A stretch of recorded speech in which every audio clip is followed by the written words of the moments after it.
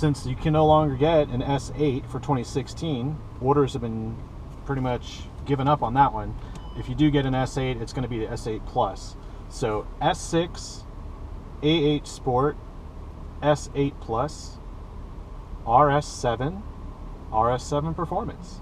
Now, I am a sucker in this car for the massage seats. They are worth it. I have it in my A6 with the comfort seating package, which is now available in the 2016 models, and it's also available in the S6. So with the comfort seating package in the S6, you do not get the diamond stitched leather, but you do get it in the A8 Sport, which is an interesting trade-off, actually, if you think about it. If you want the massage and the diamond, you have to go to the A8. Okay, so the S6 at fully loaded 89 grand, you can get into this for 90-94. There really is no difference. The main difference is obviously the size of the back seat, and that's about it. I mean, the car itself feels like an A6, just a little bit wider on the fender flares, and I'll show you why. Because they are. The fender is way out here, and in an A6 it's much tighter. Actually, in the A6, everything's much tighter between the dash and the A-pillar too. So you'll notice the difference, and you should drive both cars. The new front design has these excellent headlights. Those are not the Matrix headlights because they're not legal in the US, but they're very close to the Matrix headlights. They're obviously full LED, and we also have radar cruise. And let's pop the hood, let's look inside. Basically, for the price of this car, you can get a fully loaded S6, or you can spend $6 grand more and get into an A8 Sport. The reason why you would do that is because you get a lot more luxury for pretty much the same price. I'm not going to argue about a couple grand, and this is why you would do it. Massive back seat. You actually have your air conditioning controls and heated seat controls here. In the S6, they would be there. And obviously we have a lot more legroom in this car. And this is the armrest with the ski pass-through and cup holders. So it's much more luxuriant back here. And you're only talking a couple grand. So the next thing you'll notice here is all the buttons on the door. This is allowing the rear passenger to control the rear sunshade, and then the panoramic sunroof actually tilts in the back, and then these are the sunshades for this panoramic sunroof, and then this is the window control for the right side and the window control for that window over there. And not only is it the window control, but it actually is a control for the power sunshades. So the S6 doesn't have an integrated power sunshade, it's a manual deal. But in the A8 Sport, you're getting far more luxury for just a few grand more. And also you'll notice the Alcantara headliner and A-pillar, B-pillar, C-pillar. And if you look back here, you'll actually see the Alcantara all the way to the very edge of the window, which is quite impressive because, well, that's a lot of luxury. And then you see the panoramic sunroof, which here has the power shade, but this portion here tilts up, and then this portion here actually elevates and slides back. But that's sort of the difference, really, about why you would get an A8 over an A6. In this case, this is an A8 Sport, which is almost in place to replace the S8, which is gone. Believe it or not, the S8 is gone. It will be replaced with an S8 Plus, but the S8 in itself, there are only 3 in the state of Texas right now. So if you've been wanting an S8, you can't really get one.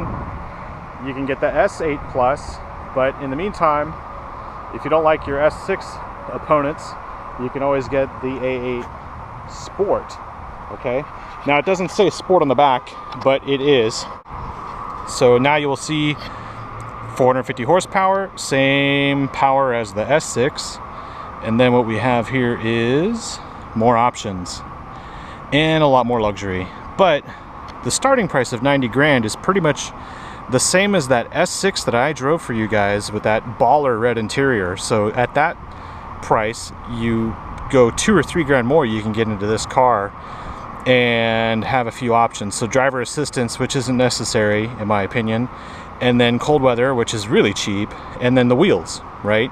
So you're really, these are negligible options, and you're at $94,920. So here we actually have comfort seats and a massage function, and the sides actually inflate on the bottom and the seat back, and then the squab actually comes out, and it's a really cool design. It actually rolls out, so there's no pinching when you want to reduce the size.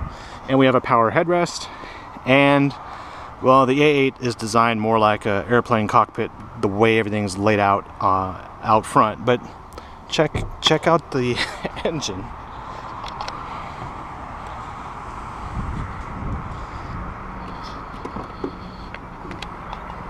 Oh yeah,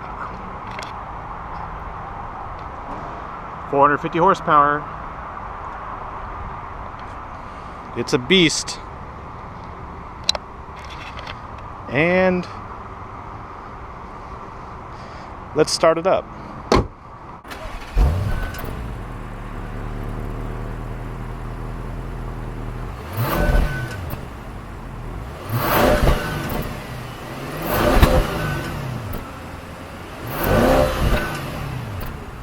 So one of the drawbacks to note here between the S6 for 2016 and the A8 for 2016 is the navigation for the S6 has a map in the center display, whereas in the A8 it does not. So you only get your regular navigation just like you would in the normal A8. So the S6 does trump the A8 a little bit on the technology, as far as the A6, S6 have some USB ports. This one still has, in the A8, the Audi multimedia music interface, which requires the cable. So there is a bit of a downside, and I would say maybe you can use that as a negotiation tactic, because this car does have driver's assistance, and that allows us to determine how aggressively and how closely we want to follow the cars in front of us. That's not my favorite feature. I've had it in my own A6, and I would just say that you can trust the technology, you can just never trust the car in front of you. So keep that in mind if you think that you would like some sort of an autopilot or traffic assist feature. Basically, this will help you in stop and go traffic, but I would not like it on the open highway. You just get too many gaps, and people exploit those gaps, and you'll discover it. It's for you, it's not for you. I've got a video on it. Anyway, to get back to the basics, let's drive the car. Okay, so all you do is put it in drive and pull it back once more. You get in sport mode. I have dynamic mode set on the system here, and we're just going to take it around the block. Is this an acceptable replacement or substitute for an S6? And not only that, but is this a good replacement for the outgoing S8?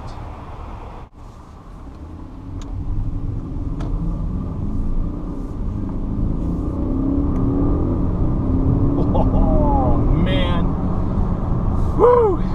Well, completely silent. I don't hear the engine, I don't hear the exhaust, but I definitely feel the surge of torque, and I feel all 450 horsepower. I'm not gonna lie to you, it is a little bit lumberous in cornering, but you sort of get that same feeling in the S6. This is definitely more in the present.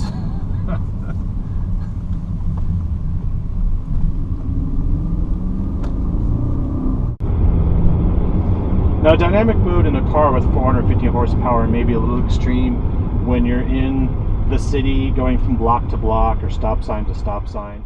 We do have an auto start stop system in here, so when you come to a complete stop, the engine shuts off. There is another economical mode in this car where the cylinders will actually deactivate, and we have little microphones in here that actually pick up the resonating sound or the frequency of the deactivated cylinder option, and it will induce some noise cancellation through the stereo system. So I have the car set to dynamic, and I have the auto start stop set to off, and I have the stereo muted.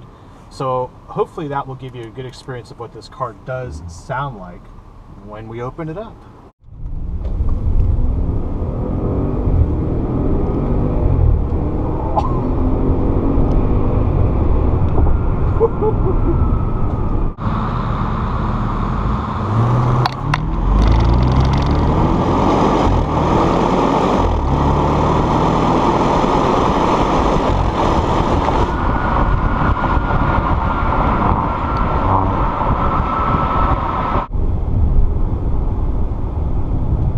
Got a little bit of understeer there, but that's because the road camber is a little fucked up. Although I'm not going to deny Audis do have an understeer tendency. And some may say that the steering is vague on these. Now I've had several Audis now, and Audis with lots of torque. And what I can tell you is that the steering isn't vague. In some cases I would say it's an argument. Now is this an S6? No. This is a larger car than the S6, but it's also not the same car as your coworkers and your neighbors. You're actually getting something for relatively the same amount of money. You're getting something with a little bit more panache, a lot more luxury, and I would say the trade-off there is size. So can you go wrong with either car? No. I think it just matters down to like what your preference is with size. Although I would say that in the A8 you get more luxurious options, like an articulating backrest here where it tilts forward and back without moving the backrest, and then you also get the automatic seatbelt shoulder height, so it automatically adjusts the height in your settings here. You can pretty much get these same options everywhere else.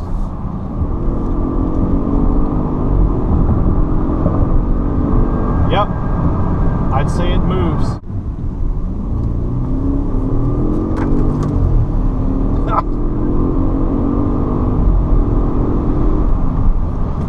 Man, it accelerated so hard the tag came out of the sticker came off the glove box. In the S6 it's a lot louder. In this car I would say it's very subdued, but you really, really feel it. It's a rocket ship in this car. I'm loving it. And here's an idea of the heads-up display. You'll see it says 71 miles an hour, and accelerating, the front end really picks up, and obviously so does the speed.